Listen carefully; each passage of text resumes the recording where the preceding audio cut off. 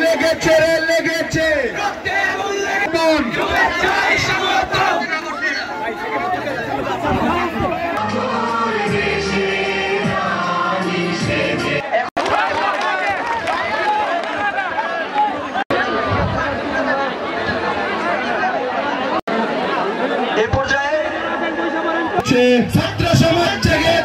ছাত্র সমাজ জেগেছে। আমাদের আলোচনা রয়েছে সেটি হচ্ছে আমাদের সংবিধান। আমাদের এই যে সংবিধান, এই সংবিধানটি 1972 সালে হয়েছিল।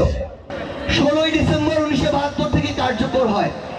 এই সংবিধানে এমন কিছু ধারা রয়েছে যেই ধারাগুলো বাংলাদেশের যে রাষ্ট্র এই মুহূর্তে এই রাষ্ট্রের কাঠামোর সাথে যায় না। যেমন একটি জাস্ট উদাহরণ দেই, বিগত 3 বছরে বাংলাদেশে যে ইলেকশন হয়েছে এটা শতভাগ স্বচ্ছ হয়েছিল না?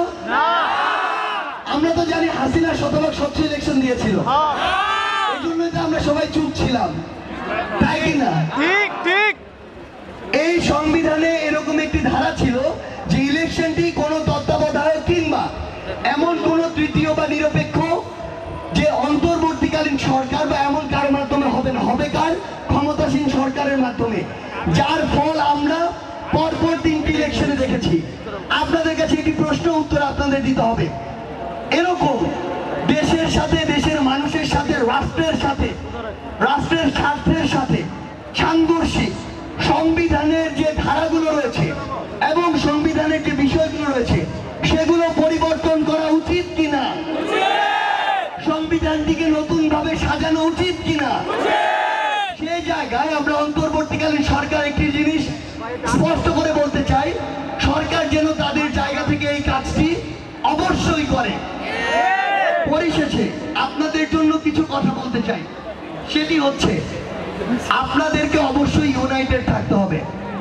পৃথিবীর ইতিহাসে ঘরে ঘরে, সাম্রাজ্যে সাম্রাজ্যে, দেশে দেশে কিংবা জাতিতে জাতিতে যত বিভাজন ঘটানো হয়েছে সবগুলো বিভাজনের পূর্বে, যত ধ্বংস ঘটানো হয়েছে সবগুলো ধ্বংসের পূর্বে, যত পৃথিবীর ইতিহাসে ডিজাস্টার ঘটানো হয়েছে সবগুলোর পূর্বে একটি কাজ করা হয়েছে, সেটি হচ্ছে ঐক্যকে ভেঙে ফেলা হয়েছে। আপনার পরিবারকে যদি কেউ রাস্তায় নামাতে চায়, প্রথমে ভাই ভাই ঝামেলা ঘটাতে হবে, প্রথমে ভাই বোনের মধ্যে সমস্যা তৈরি করে দিতে হবে। পৃথিবীর ইতিহাসে মুসলিমরা একটা সময় পৃথিবীতে রাজত্ব করেছে, বিভিন্ন সময় বিভিন্ন ধর্মের বিভিন্ন সাম্রাজ্য রাজত্ব করেছে। তাদের পতনের কারণ একটিই ছিল, তাদের ভিতরে এই বিভাজনটি ঘটানো। সেই জায়গায় আপনারা বর্তমান তরুণ প্রজন্ম এই যে ঐক্যবদ্ধ হয়েছেন, আপনাদেরকে বিভাজন ঘটানোর সর্বোচ্চ চেষ্টা করা হবে। আপনাদের উদ্দেশ্যে শুধু একটি কথাই বলি, সেটি হচ্ছে আপনারা যদি ঐক্যবদ্ধ থাকেন তাহলে এই বাংলাদেশে আর এমন কেউ নেই যারা এই ফ্যাসিবাদী ব্যবস্থাটির প্রবর্তন ঘটাতে পারে। আপনাদের উদ্দেশ্যে শুধু একটি কথাই বলতে চাই, সেটি হচ্ছে এই মুন্সিগঞ্জ থেকে আমরা প্রত্যাশা করি আগামীর বাংলাদেশে আমরা যে ফ্যাসিবাদ ব্যবস্থার বিলুপ্তি প্রত্যাশা করি, আমরা যে নতুন একটি রাজনৈতিক বন্দোবস্ত প্রত্যাশা করি, আমরা যে তরুণ প্রজন্মের হাতে আগামীর বাংলাদেশের নেতৃত্ব প্রত্যাশা করি, সেই নেতৃত্ব আমরা এই মুন্সিগঞ্জ থেকে দেখতে চাই।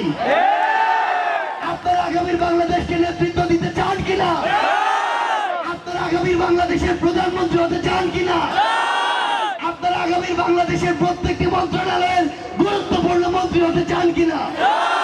আমরা চাই এই মুন্সিগঞ্জ কিভাবে, এই মুন্সিগঞ্জ যেভাবে রাজপথে লড়াকু সৈনিকের মতো লড়াই করেছে, বুকের তাতে রক্ত দিয়েছে, আমার মা বোনেরা বিবস্ত্র হয়েছে, তারপরে রাজপথ ছাড়ে নাই, ঠিক সেইভাবে সংগ্রামে ইতিহাসে সামনের লড়াইয়ে আমার মুন্সিগঞ্জের সকল ছাত্র জনতা ঐক্যবদ্ধ হয়ে সকল ফ্যাসিবাদ দমন করে আগামীর বাংলাদেশকে নতুন একটি বাংলাদেশে পরিণত করবে।